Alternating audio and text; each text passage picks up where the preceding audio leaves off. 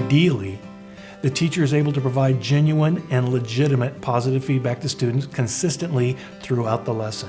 But consider that the more opportunities students have to engage in some way during instruction, the more opportunities there will be to provide that feedback. Still, just having opportunities to respond does not mean that students will be successful. Effective instruction uses prompts to facilitate high levels of successful engagement, providing opportunities for very high levels of positive feedback to students.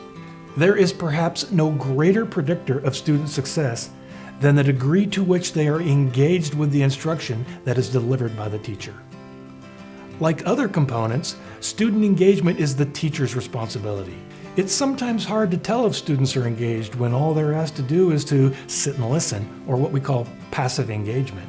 Similarly, if there's no clear direction for students, they may be active, but their engagement is not necessarily with the lesson content.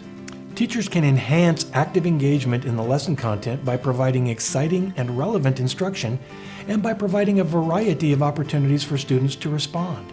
These are sometimes referred to as opportunities to respond and include anything that makes the student think about and respond in some way related to the lesson content. Asking a group for a raised hand if they agree with a premise is a simple example of a group OTR. But the teacher could also ask students to share with a peer, draw a picture and hold it up, put their finger on a picture in the book, hold up a colored card to indicate a choice, give a thumbs up to indicate agreement, or even consider a solution to a problem and hold it in their head. The key is in getting the students to actively process lesson components on a frequent basis. Evidence shows that higher levels of teacher-generated opportunities to respond are associated with higher levels of active engagement and lower levels of disruption in classrooms across all students. As a general rule of thumb, students should have at least 3 opportunities per minute during instruction to respond to a teacher prompt. Here are a number of ways that opportunities to respond might be delivered. We're going to talk about good deeds and beads. And I'm going to ask you, what's your favorite colored bead? Is it green or orange? Can you point and tell me, please? Is that green? Mm-hmm. Awesome, good job. Okay, so everybody knows what they're supposed to be doing, right? Everybody has something they should be doing? Okay, I'm just going to come around and check on you, okay?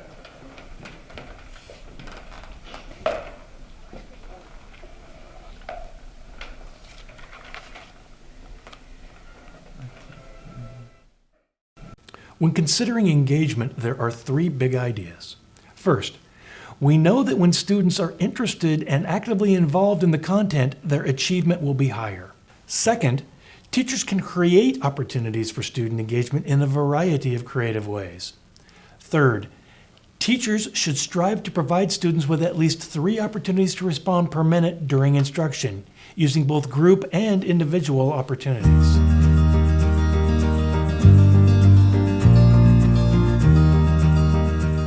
It's said that practice makes perfect, and while perfection isn't necessarily our goal, practice is an important part of instruction. We know that the more a student practices with a skill, the more fluent he or she becomes.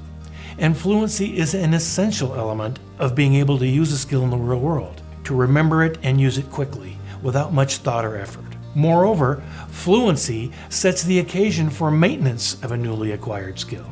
The question for most teachers is, how do I provide practice that is not overly laborious and boring, making students hate the content? You may have heard this expressed as drill and kill, and this is something that really needs to be avoided. Effective practice occurs in smaller chunks and over a length of time.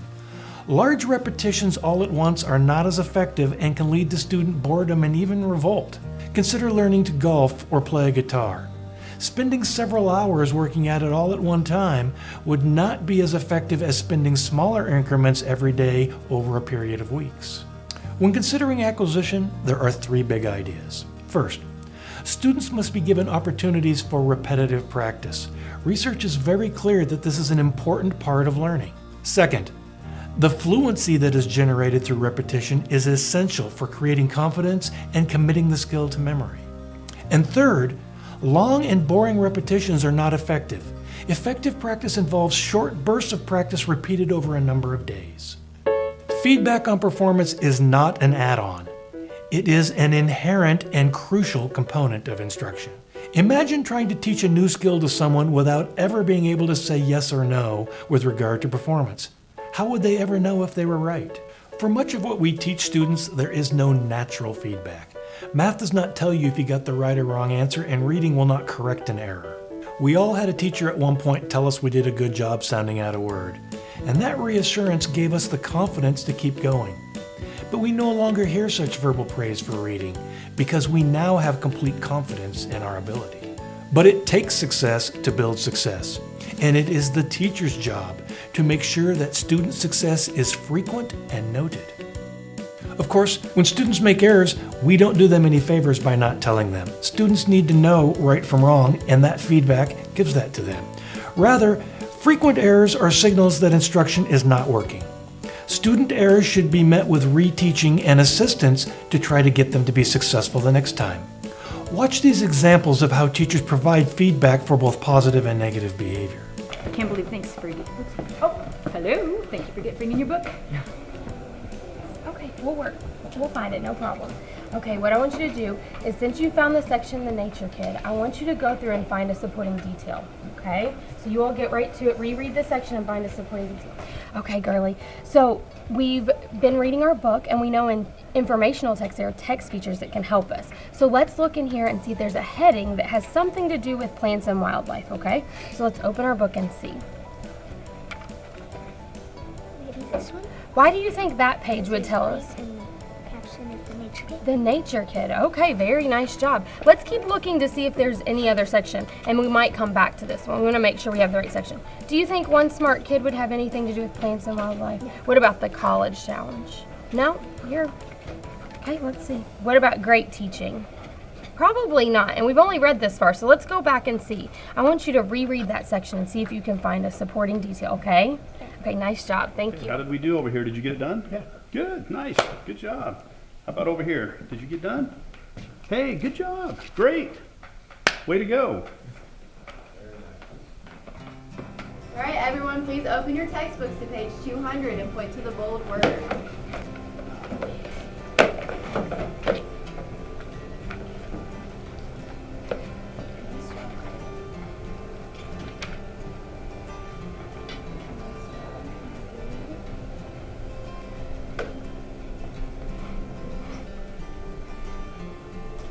Good job, everyone. That was really quick. Nice job.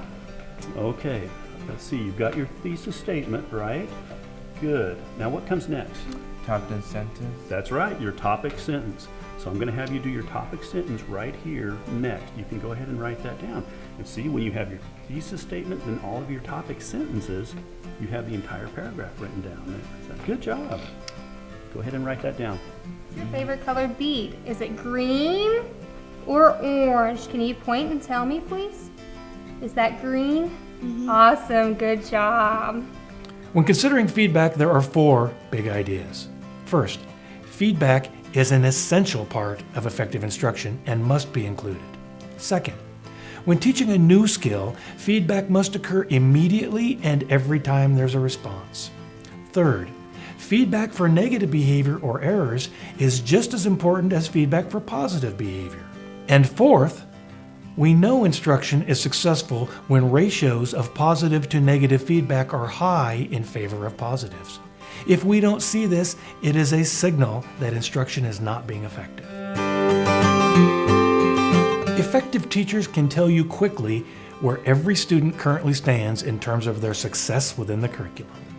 When teachers use the student's performance with the curriculum during the lesson as an index of progress, it is known as curriculum-based assessment, or CBA.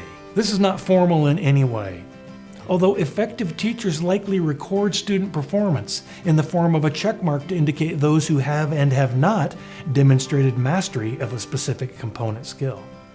But the idea here is that teachers assess on a daily basis via their interaction with the student in the lesson content.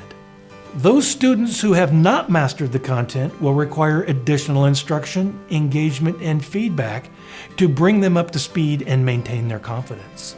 When considering formative assessment and curriculum-based assessment, there are 3 big ideas. First, effective instruction requires that teachers know whether students are getting it, so that they'll know where to start instruction and where to focus instruction the next day. Second, monitoring student progress must occur frequently and in creative ways. And third, monitoring needn't be a task in addition to instruction, as teachers can assess students informally during instruction.